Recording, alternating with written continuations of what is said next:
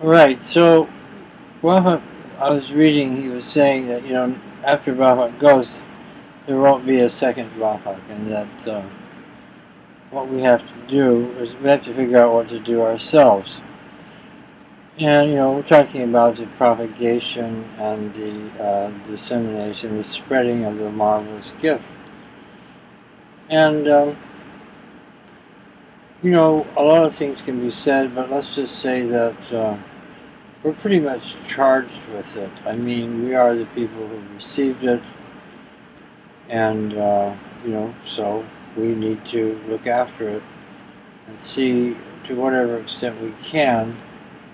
I mean, people may say, well, nobody wants it right now, and people aren't interested, and so forth and so on, and there's certainly truth there. So we don't know, we can't presume to know what God has planned for the gifts.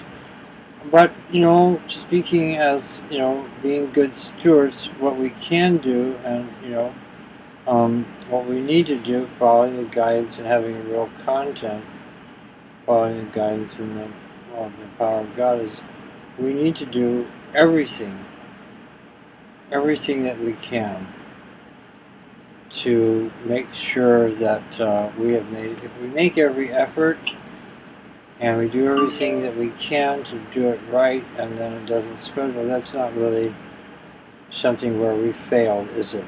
It's something that, well, that's the way it was supposed to be. And, you can entertain yourself with notions, which I'm sure I have and many other people have at certain times because of how difficult it seems to be.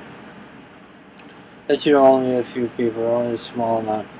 But Subud never said that. He always said that, you could have, we had a third of mankind that would be the best or something like that. And you had 100 people with a, good development, so the vessel was big and large and they could contain a Rohani soul, a human soul, that there would be peace on the earth and so on. Or that things would be in order here, I forget which. So, really, we don't want to, and we shouldn't want to. We're so grateful to have this marvelous gift that we should want to leave no stone unturned and make every effort, if nothing else, in appreciation of what God has given us, to see that the gift itself and the workings of it and everything are presented in the best possible way to mankind, and that the understanding of how it works and affects people is propagated and given out so that people can really understand and benefit from it. So what we need to do is to look at, there are two possibilities. Let me just say that, we've scrapped the present organization, just isn't working. It's all got too much ingrown and this and that and one thing and another. To start a new group, or we can try and look at, and we should probably do both really, but we can try and look at the organization as it stands and what any intelligent human sentient, sane person would see and understand was blocking it and keeping it from growing and becoming what it could become. Just mostly common sense things. Now you might say, well, Baba Q is the big master and he knew everything and he told us how to arrange it, so don't try to arrange it yourself and don't be a pipsqueak and an upstart and try to change, what the perfect master set up, come on. But the difficulty with this kind of attitude is that Subi was, as we all know, a terrific explainer of the gift of God, and we've all benefited from it. We'll continue to benefit from his explanations. Insights have been crucial and really have helped all of us that have gone along this way and accepted it as just absolutely essential, really, to pretty much to being able to develop with the gift. So he said that he made mistakes, and so he asked us to forgive him for his mistakes, and so and we can use our common sense, and we can say that people, like, he was sent to do what? Well, he was clearly, by the evidence, he was sent to give explanations and be a great example. I mean, who could spread this thing in the world? Probably anybody else would have made a big mess of it, but he got it all around the world, marvelous explanations, set a wonderful example, and so forth and so on. But in terms of organizing it, this is where the issue comes in. I'm not going to, because to me it's obvious. If you don't think it's obvious, then you should probably not watch these videos or watch any videos. You're sure you know what you're doing and everything's great, so, God bless you. But for many of us, just have common sense and look at things. We can say it's a little bit like when Buffett wrote stories, like he wrote, I don't know, that little thing he had, but I guess Eva eventually thought it was trash or needed firewood, and they burned it. He wasn't very good at making these fictional things up. It was just kind of, I don't know, it just didn't have anything like what he had when he gave a talk. I mean, you read the talk, you're pretty much pinned to it. You just can hardly wait till it says the next thing. So he had talents, and receiving and speaking was something he was extremely well suited for, and he did it very, very well. And perhaps we could say fairly unfathomably well. He could talk in a room, and he could make you feel like. And people used to say this. I don't actually recall this happening to me, but in a sense, yeah, he would say that, well, he felt like he was talking to them. Even though he was talking to a room full of people, or the other people in the room, they thought he was talking to them. So he had marvelous skills and abilities the Almighty gave him. But in the matter, because the people who receive a gift, they have responsibilities too. They have to kind of do their part.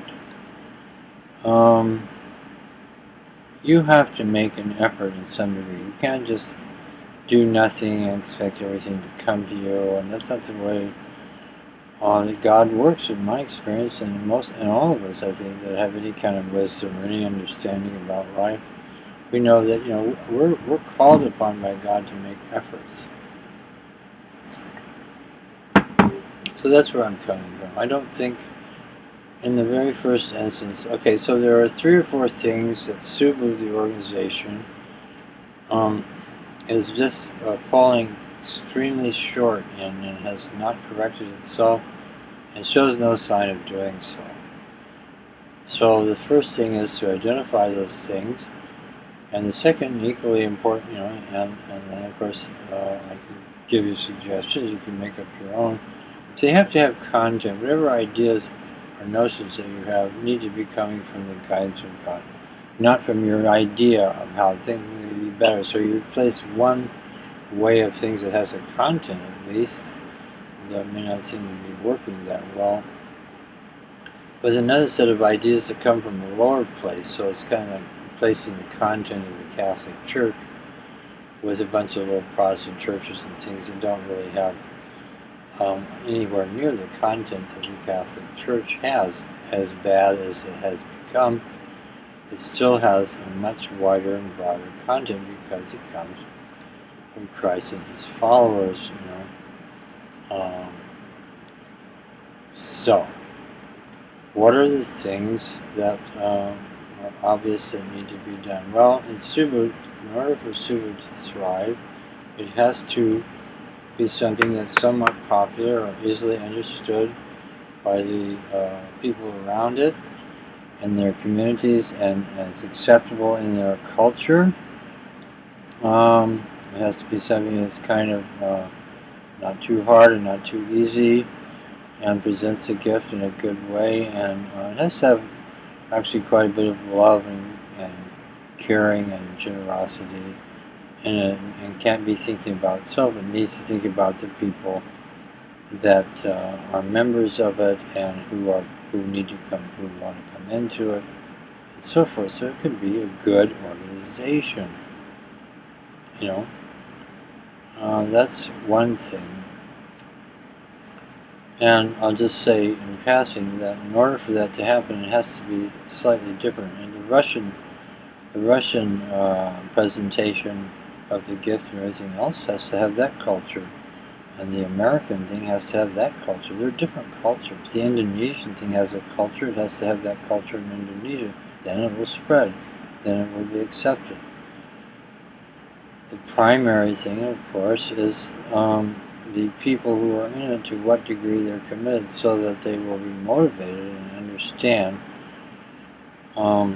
the importance of doing all the movements, whatever the movements are, being open to let God work on you, and